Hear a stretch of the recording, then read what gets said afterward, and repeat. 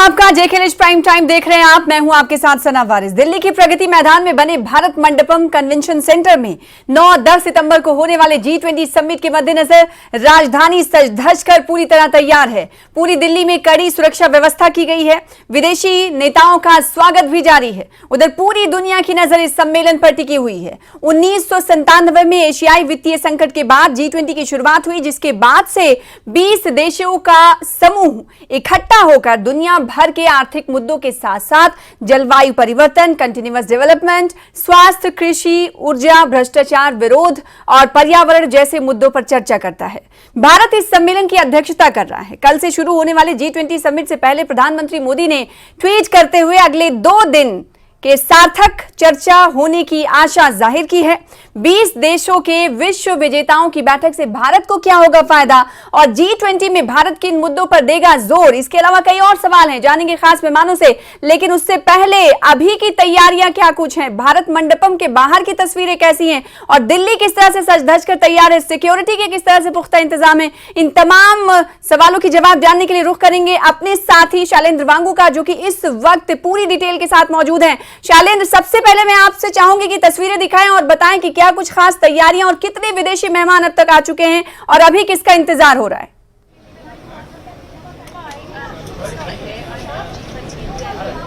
देखिए सना, यहाँ पर दिल्ली पूरी तरह से सज चुकी है। हमारे पीछे आप देख सकते हैं भारत मंडपम, वो बिल्डिंग जहां पर अगले 2 दिनों तक वर्ल्ड लीडर्स एकजुट होंगे और G20 सम्मेलन में शिरकत करेंगे भारत की अध्यक्षता में। आप देख पा रही होंगी अभी ये पूरा भारत मंडपम जो है जगमगा रहा है लाइटों से, अलग अलग रंग बिरंगी रोशनियों से, लेजर लाइट से, और नीचे क्योंकि यहाँ से विजिबिलिटी में आपको नटराज की मूर्ति नहीं दिखनी होगी, लेकिन ये जो खूबसूरत नजारा है ये अपने आप में अलग ही समा बांध रहा है इस वक्त दिल्ली में, जो रात का खासा सा माहौल है। अगर हम बात करें वो लीडर्स की, तो अब से कुछ दिन पहले ही अमेरिकी राष्ट्रपति जो है वो पहुंच चुके हैं दिल्ली, प्रेसिडेंट बाइडेन, और वो कुछ देर पहले पहुंचे हैं LKM यानी प्रधानमंत्री के निवास पर द्विपक्षीय मुलाकात के लिए। तो ये बहुत बड़ी और पहली मुलाकात है इस G20 सम्मेलन की शुरुआत जिससे हो रही है, जब प्रेसिडेंट बाइडेन और प्रधानमंत्री मोदी की ये मुलाकात चल रही है इस वक्त LKM में। और जाहिर तौर पर इसके बाद स्टेटमेंट जब सामने आएगा तो ये क्लियर होगा कि किन मुद्दों पर बात होगी। लेकिन ये एक अहम मुलाकात इसलिए भी है क्योंकि इसमें दोनों देशों के जो संबंध हैं भारत और अमेरिका के बीच में, उस पर विस्तार से चर्चा होगी। रीजनल इश्यूज पे, इंटरनेशनल इश्यूज पे, और आतंकवाद का ऐसा मुद्दा है जो लगातार भारत और अमेरिका जिसको लेकर सहयोग करते रहे हैं, एंटी टेररिज्म को लेकर, और बार बार कन्वे किया जाता है उन देशों को, उन पड़ोसी देशों को जो आतंकवाद को बढ़ावा देते हैं। वहीं अगर हम बात करें G20 की, तो कल सुबह से शुरुआत होगी इस सम्मेलन की, जिसमें दुनिया के तमाम बड़ी कंट्रीज के जो लीडर्स हैं, जो 20 देशों की बड़ी इकोनॉमीज की जो लीडर्स हैं, यहां एकजुट होंगे, जिसमें रूस और चीन शामिल नहीं है, लेकिन उनके रिप्रेजेंटेटिव्स इस मीटिंग में रहेंगे। और 3 सेशंस होंगे जिनको प्रधानमंत्री मोदी चेयर करेंगे, जिसमें one earth, one family, one future के नाम से ये 3 सेशंस होंगे। कल 2 होंगे और परसों 1 होगा। ये एक बड़ा सम्मेलन जो है इसकी शुरुआत कल होने जा रही है। दूसरी अहम बात ये कि प्रधानमंत्री मोदी इन 3 दिनों के अंदर, यानी कि आज, कल और परसों, 15 बायलैटरल मीटिंग्स करने वाले हैं। बैक टू बैक उनकी बैठकें होंगी वो लीडर्स के साथ में। आज 3 है, मॉरिशस, बांग्लादेश की हो चुकी है, अमेरिका के साथ चल रही है, और कल भी ये सिलसिला जारी रहेगा और कई अहम मुद्दों पर बातचीत होगी बायलैटरल इश्यूज को लेकर। लेकिन वही साथ ही साथ ये ऐसा मौका है जहां भारत ने अपना लोहा पूरी दुनिया में मनवा लिया है, और पूरा सभी देश जो G20 के हैं वो भारत के इस लीडरशिप का समर्थन कर रहे हैं और उम्मीद कर रहे हैं कि ये जो समिट है ये कामयाब होगा। बिल्कुल, तो समिट के कामयाब होने की आशाएं की जा रही। प्रधानमंत्री नरेंद्र मोदी ने ट्वीट किया है सोशल मीडिया एक्स पर, इस हवाले से उन्होंने बात कही कि सार्थक चर्चा की आशा रखता हूं। बहुत शुक्रिया शैलेंद्र हमारे साथ जुड़ने के लिए। संक्षेप में पूरी तैयारियां और बातों किन पर जोर रहने वाला है भारत का, और वैश्विक जो बातचीत होगी, विश्व की तमाम नेताओं के साथ जो मंथन होगा, उसको इंडिकेट करने के लिए बहुत शुक्रिया हमारे साथ जुड़ने के लिए। चलिए मेहमानों का रुख कर लेते हैं। खास मेहमान हमारे साथ जुड़ रहे हैं आज इस G20 समिट के आयोजन के हवाले से चर्चा करने के लिए। खास मेहमान टीवी स्क्रीन पर इस वक्त आपको नजर आ रहे हैं। चलिए सबसे पहले तारुफ करा देते हैं आपका। डॉक्टर निर्मल सिंह साहब हैं, फॉर्मर डेप्यूटी सीएम, आपसे कुछ देर बाद हमारे साथ जम्मू कश्मीर के जुड़ेंगे। इसके अलावा डॉक्टर SP वैद साहब को आप देख पा रहे हैं। शुक्रिया सर हमें वक्त देने के लिए। प्रोफेसर अजिताब साहब हैं जो कि फॉरेन एक्सपर्ट हैं, न्यूज 18 जेकेएलएच को टाइम देने के लिए, वक्त देने के लिए शुक्रिया। इसके अलावा डॉक्टर रंजन कुमार साहब हैं, एसोसिएट प्रोफेसर हैं आप, इंटरनेशनल स्टडीज JNU में। आपका शुक्रिया राजन कुमार, माफ कीजिएगा, आपका शुक्रिया हमें वक्त देने के लिए। सबसे पहले मैं आपसे ही डॉक्टर राजन साहब आपसे ही शुरुआत करना चाहूंगी। G20 में भारत किन मुद्दों पर जोर देने वाला है, इसे आप किस तरीके से समझाएंगे? ये जो G20 की मीटिंग हो रही है भारत के लिए बहुत ही महत्वपूर्ण है, क्योंकि 1983 का जो नॉन अलाइनमेंट मूवमेंट उसका जो समिट हुआ था, उसके बाद ये उस ढंग का पहला बिग इवेंट हो रहा है। तो उस दृष्टिकोण से ये भारत के लिए बहुत ही महत्वपूर्ण हो जाता है। और दूसरा कि ये समिट उस समय हो रहा है जबकि आप जान रहे हैं कि रूस और यूक्रेन के बीच में युद्ध चल रहा है, और जो G20 के मेंबर्स हैं वो अभी के टाइम पे डिवाइडेड हैं। उसमें रूस और चीन एक तरफ जाने की कोशिश कर रहा है और बाकी कई देश हैं, पश्चिमी देश, जो कि उनका एक अपना ग्रुप है, और बाकी कुछ देश हैं जिनका कि कोई ग्रुप नहीं है, वो दोनों तरफ निगोशिएट और मीडिएट करने की कोशिश कर रहे हैं। भारत भी मुझे लगता है कि भारत की कोशिश यही है कि जो सारे देश हैं जिसमें कि 3 प्रमुख मतों की जो मैंने बात की, तो उसमें कैसे एक तरह से उसको एक पूल बनाने की कोशिश करें, दोनों को करीब लाने की कोशिश करें।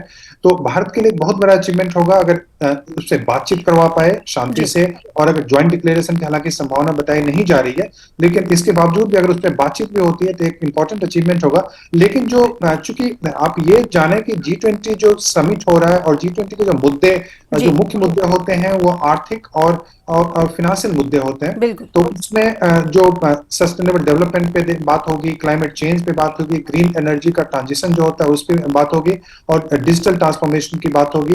भारत अपना ये दिखाने की कोशिश करेगा कि भारत ने पिछले कुछ वर्षों में किस ढंग से प्रोग्रेस किया है, और भारत अभी सेलिब्रेशन मोड में है कि अभी जो भी इसके अचीवमेंट्स हैं, चाहे वो पॉवर्टी को लेके या जो इंफ्रास्ट्रक्चर को लेके या डिजिटल ट्रांसफॉर्मेशन को लेके, उसको वो इन देशों के सामने रखने की कोशिश करेगा। और भारत एक ऐसा देश है जो कि डेमोक्रेसी, डाइवर्सिटी और डेवलपमेंट के लिए अभी जाना जा रहा है। भारत की आर्थिक गति काफी तेज है दूसरे देशों की तुलना में।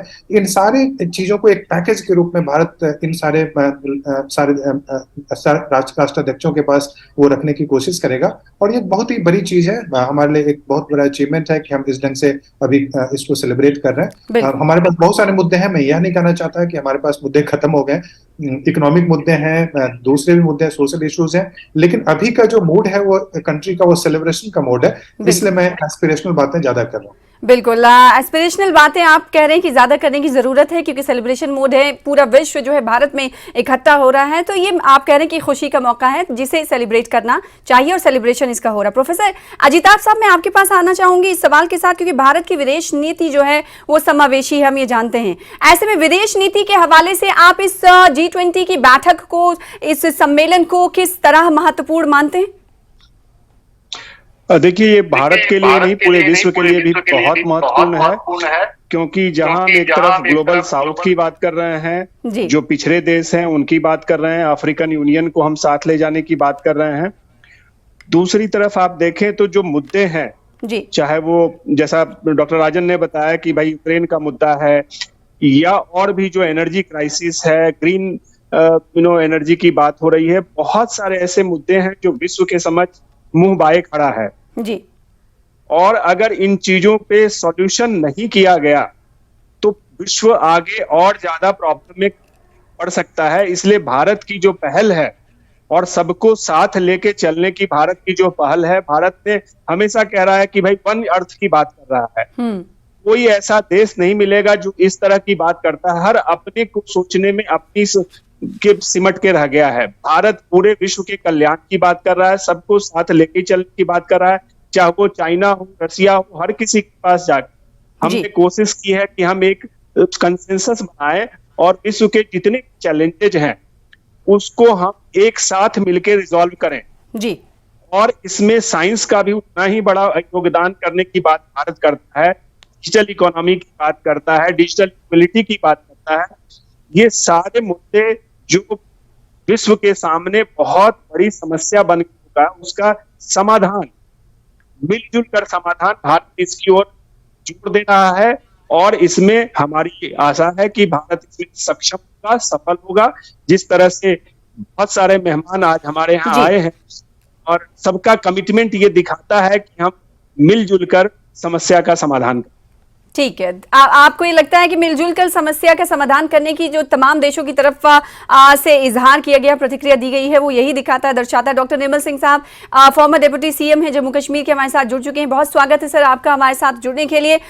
डॉक्टर एसपी वैद्य साहब, मैं आपके पास आऊंगी इस सवाल के साथ। सुरक्षात्मक दृष्टि से अगर देखें तो ये बहुत महत्वपूर्ण बैठक है, क्योंकि बड़े देशों के विदेशी नेता जो है पहुंच रहे हैं। ऐसे में चूंकि सुरक्षा सही रहे और किसी तरह की कोई नागहानी सूरत हाल ना हो, ये कितना महत्वपूर्ण हो जाता है एक देश के लिए, खासकर भारत के लिए।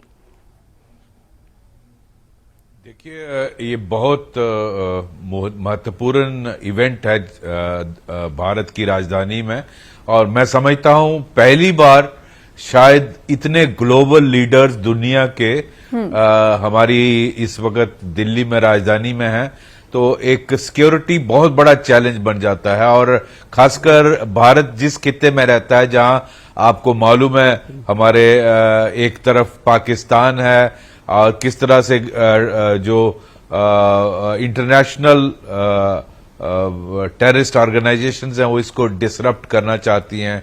आपको चाइना का भी नेगेटिव रोल मालूम है। इनफैक्ट चाइना काफी हद तक आइसोलेट हुआ, तो इसीलिए शायद बहुत सारी अटकलें लगाई जा रही हैं कि उनके राष्ट्रपति क्यों नहीं आए। असलियत तो वही जानते होंगे। बहुत अहम क्या है कि भारत सबको कंसेंसस के साथ लेके चल रहा है, और पहली बार ये पहली बार कोशिश हुई है कि अफ्रीकन यूनियन को इंक्लूड करने के लिए भारत कोशिश कर रहा है, और ग्लोबल साउथ की आवाज बनकर भारत उभरा है। तो दुनिया का जो 60-70% पॉपुलेशन है वो ग्लोबल साउथ में रहती है, लेकिन उसकी रिप्रेजेंटेशन बहुत कम है। तो पहली बार ग्लोबल साउथ के लिए भारत, चाहे वो एशिया पैसिफिक हो, चाहे अफ्रीकन अफ्रीकन यूनियन हो, या साउथ अमेरिका हो, उनकी रिप्रेजेंटेशन के लिए भारत पहली बार कोशिश कर रहा है, और मैं समझता हूं ये बहुत अहम है। और भारत, जैसे आप जानते हैं, मेरे से पहले भी बोल रहे थे कि हम पूरी दुनिया को अपना वासुदेव कुटुंब मानते हैं। हम सेल्फिश नहीं है। जिस तरह चाइना ने जो कोविड हुआ उसका फायदा लेने की कोशिश की, बहुत सारे देशों ने कोशिश की, लेकिन भारत, हमारे प्रधानमंत्री जी के उनकी अध्यक्षता में पूरी दुनिया को फ्री में वैक्सीन बांटी। तो भारत सबको अपना एक परिवार का, अपने कुंबे का हिस्सा मांगता है।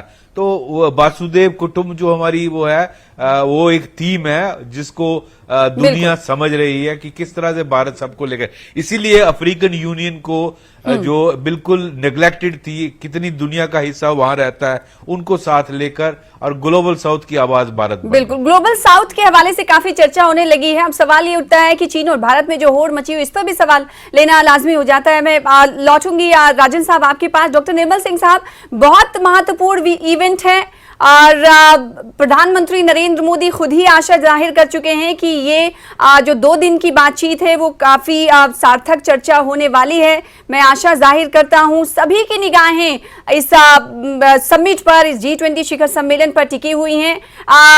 भारत के लिए कितना महत्वपूर्ण आप मानते हैं इस इवेंट को?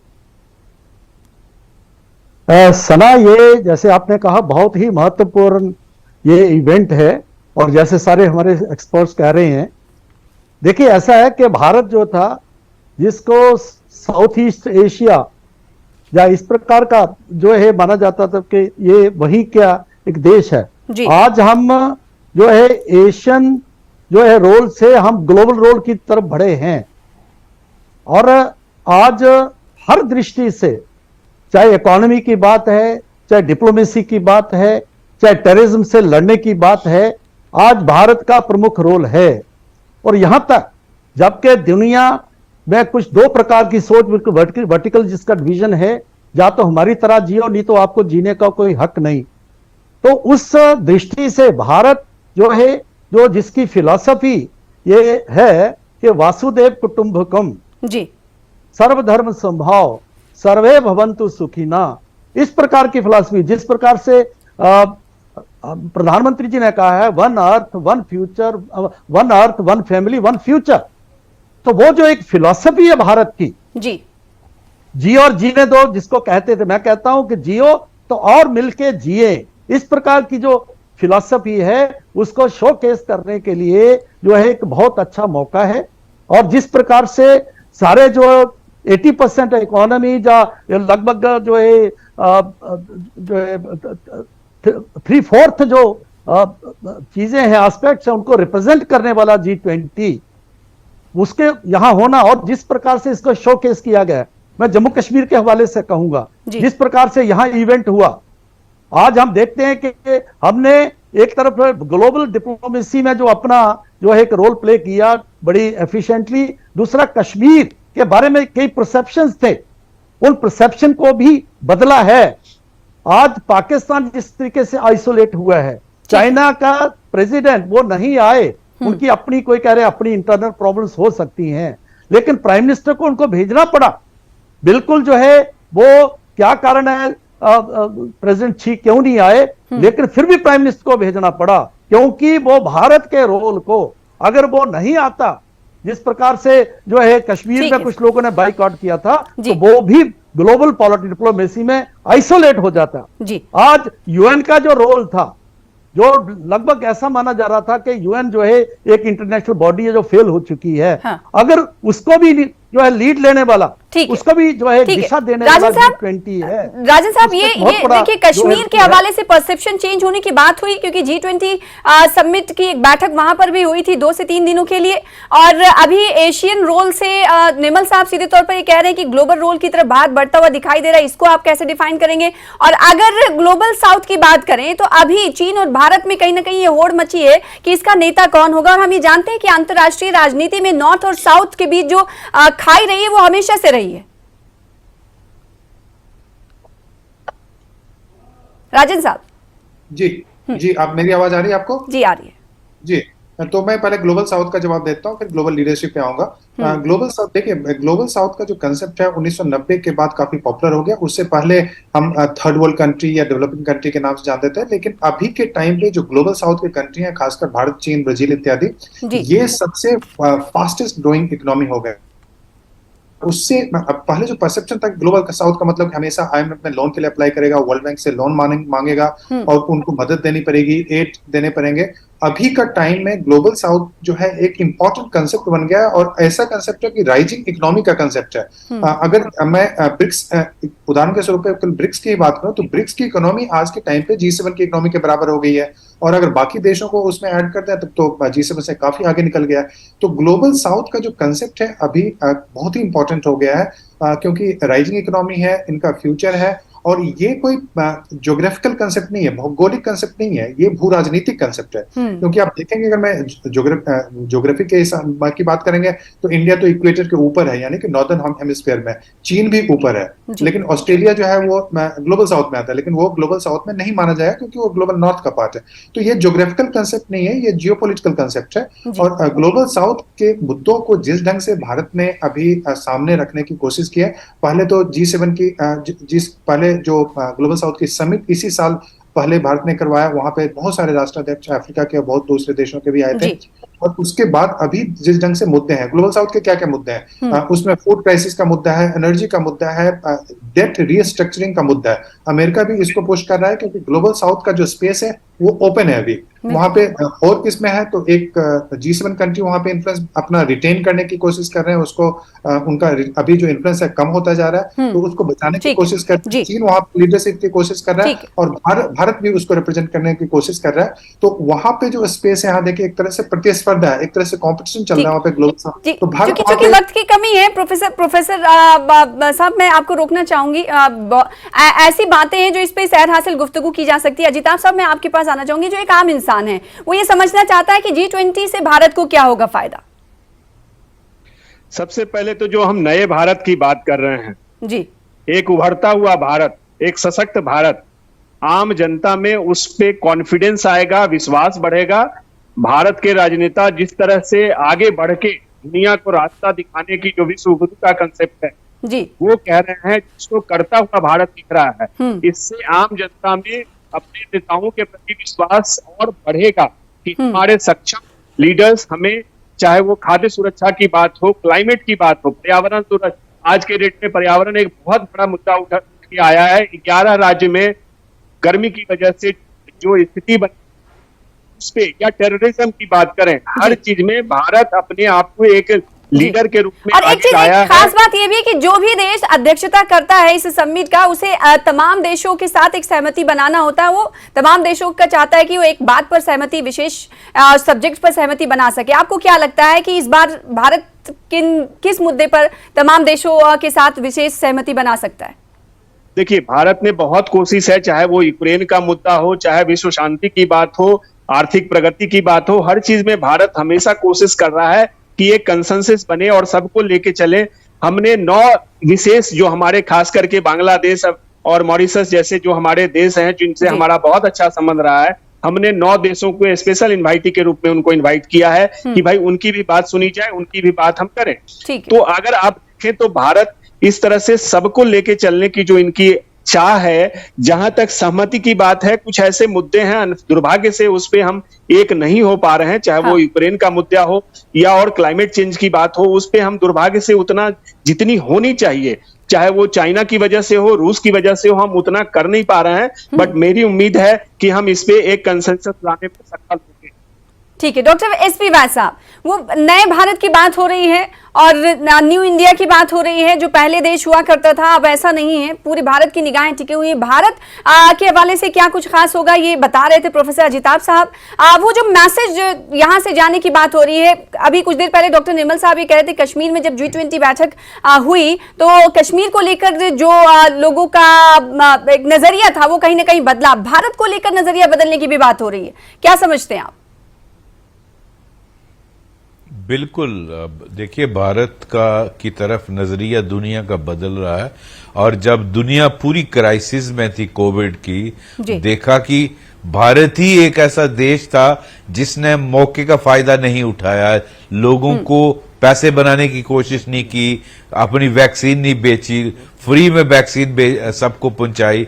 तो ये एक ऐसा मुल्क उभर के आया जो दुनिया के लोगों की मदद के लिए खड़ा होता है क्राइसिस में। आपने देखा जब अर्थक्वेक आया टर्की जैसे कंट्री में, जो हमेशा भारत के खिलाफ बोलता है, भारत वहां कैसे पहुंचा उनकी मदद करने के लिए एक इंसानियत के तौर पर।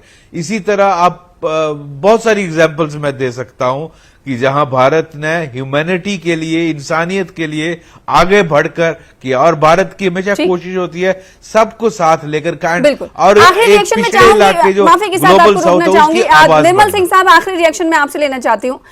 ये जो आपने कश्मीर को लेकर बात कही थी, भारत को लेकर जो दुनिया का नजरिया है वो कहीं ना कहीं बदल रहा है। इस बैठक, इस अध्यक्षता के बाद आप क्या कुछ उम्मीदें कर रहे हैं विश्व के लिए भारत को लेकर? देखिए, पहले हमारे लिए मुद्दे थे जो दुनिया हमें देखती थी। हाँ। वो है इंडो पाक का रिलेशंस कैसे हैं, टेररिज्म के हवाले से देखते थे, सेपरेटिज्म के हवाले से देखते थे, या यहाँ पर किस प्रकार से पॉवर्टी एलिवेशन के जो है हम क्या कर रहे हैं उस दृष्टि से देखते थे। आज हमसे काफी आगे बढ़ चुके हैं।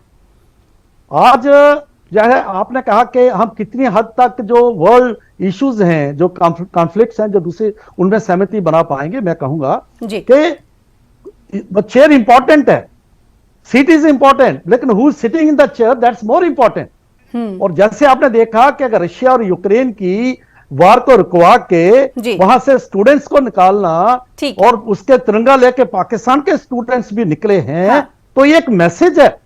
और जिस प्रकार की सहमति जो है हम देखते हैं, कोई राष्ट्राध्यक्ष जो है प्रधानमंत्री जी के पांव छू रहा है, कोई कहता है यू आर द बॉस। तो आपको ये कहना है कि भारत को लेकर नजरिया पूरे विश्व का, दुनिया का बदला है। वसुधैव कुटुंबकम की जो बातें भारत हमेशा से करता रहा है वो कहीं ना कहीं चरितार्थ होता हुआ दिखाई दे रहा है। बहुत शुक्रिया अदा करना चाहेंगे डॉक्टर राजेंद्र कुमार साहब आपका, और डॉक्टर एसपी वैद साहब आपका, साथ ही साथ अजिताभ साहब आपका भी, और निर्मल साहब आपका भी, अपने अपने रिएक्शंस देने के लिए, प्रतिक्रियाएं देने के लिए। फिलहाल इसी के साथ आज के इस डिबेट में इतना ही। फिर हाजिर होंगे बड़े मुद्दे के साथ, तब तक देखते रहिए News 18 JKLH। नमस्कार।